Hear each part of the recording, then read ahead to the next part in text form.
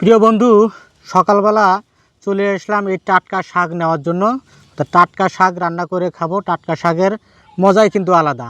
আর এই শাকটা কিন্তু আমার একটা বিশেষ গুণ আছে, সেই বিশেষ গুণটা একটু শেয়ার করি। সেটা হচ্ছে একদম নিরাপদ, যার মধ্যে কোনো ভেজাল নেই, অর্থাৎ রাসায়নিক সার এবং কীটনাশক মুক্ত।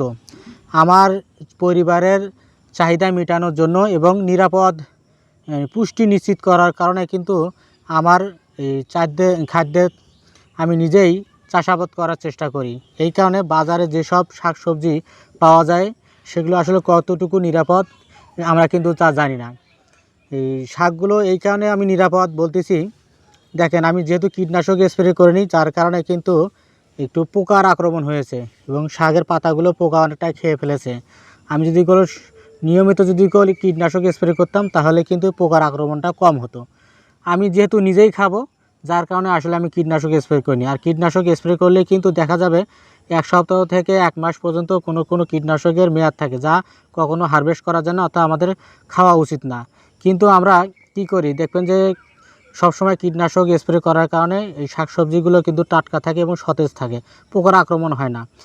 এই জন্য নিজের পরিবারের চাহিদা মেটানোর জন্য এবং পুষ্টি নিশ্চিত করার জন্য আমাদেরকে নিজেকেই কৃষিতে এগিয়ে যেতে হবে এবং ছোট ছোট বেড আকারে এরকম শাকসবজি কিন্তু চাষাবাদ করতে হবে। আমরা নিরাপদ সবজি না খাওয়ার কারণে অনিরাপদ বা ভেজালযুক্ত খাবার খাওয়ার কারণে কিন্তু আমরা সবসময় সারা বছরে কোনো না কোনো অসুস্থর মধ্যে পড়ে থাকি। অর্থাৎ আমাদের পরিবারের ঘরটা হয়ে গেছে ছোট হাসপাতাল। কোনো না কোনো ওষুধ কিন্তু আমাদের বাড়িতেই থাকে।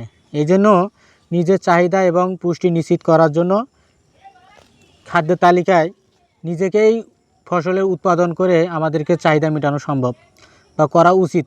এজন্য আসুন নিজে কৃষিকে এগিয়ে নিয়ে যাই এবং নিজেই কৃষির সাথে সম্পৃক্ত থাকি। ভালো ভিডিও দেখি, ভালো কিছু শিখি। ভিডিওটা কেমন লাগলো অবশ্যই জানাবেন। সবাইকে ধন্যবাদ।